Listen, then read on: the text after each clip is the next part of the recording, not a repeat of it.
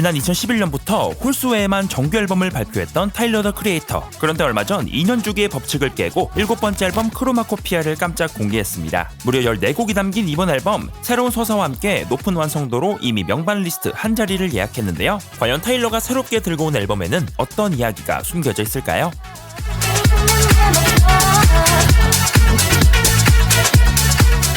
지난달 27일 LA에서 열린 리스닝 파티, 타일러는 33살이 된 자신의 모습을 돌아보며 어릴 적 어머니의 말씀을 받아들이고 그렇게 지난 인생을 반추하는 가장 개인적인 앨범이 될 것이라 말했습니다.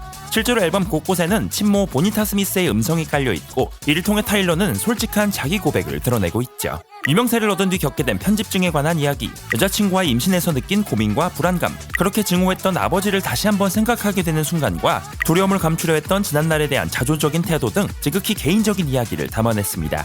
매 앨범마다 페르소나를 소환했던 타일러, 이번에는 평범하게 무표정한 가면을 쓰고 등장합니다. 이는 전작의 쏘리나 쏘리 뮤비와 연결되는 부분인데요. 자신의 모든 페르소나를 없애고 본연의 모습으로 돌아갔던 타일러, 이제 온전히 자신의 이야기를 전하려는 듯 보였습니다. 그리고 타일러가 이번에 선택한 장치는 바로 가면. 간단히 얼굴을 가릴 수도 있지만 손쉽게 민낯을 드러낼 수도 있죠. 타일러는 앨범에 있는 이야기가 모두 진실이기 때문에 솔직한 고백을 위해서는 약간의 위장이 필요하다고 설명했습니다. 나약한 자신의 모습을 가려줄 가면. 하지만 앨범의 9번 트랙과 14번 트랙 제목처럼 결국 가면을 벗고 자아를 찾길 바란다는 이야기가 이 앨범의 주제의식처럼 느껴지기도 하죠.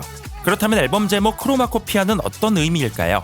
우선 색의 채도를 뜻하는 크로마와 재창조라는 뜻의 코피아의 합성어라는 가설이 유력합니다. 삭막한 무채색 세상을 벗어나 색으로 가득 찬 삶을 꿈꾼다는 의미. 뮤직비디오에서도 흑백 화면과 색채 화면이 번갈아 등장하기도 하죠. 추가로 동화 팬텀 톨브스의 등장인물, 세상의 모든 색깔을 만드는 지휘자 크로마에서 영감을 받은 것으로도 추측되고 있습니다.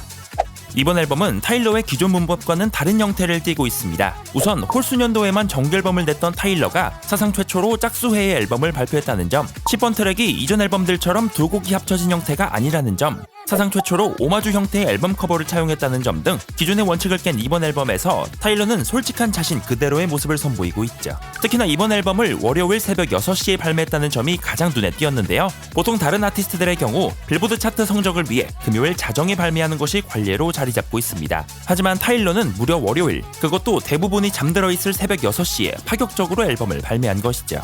과거 타일러는 화요일 아침에 앨범을 발매해야 한다고 말한 바 있습니다. 금요일에 발매하면 주말에 많이 들을 것이라 예상하지만 사람들은 주말에 놀러가거나 가볍게 듣고 넘긴다, 집중해서 앨범을 듣기에는 평일 아침이 제격이다라는 식의 인터뷰를 전한 바 있죠.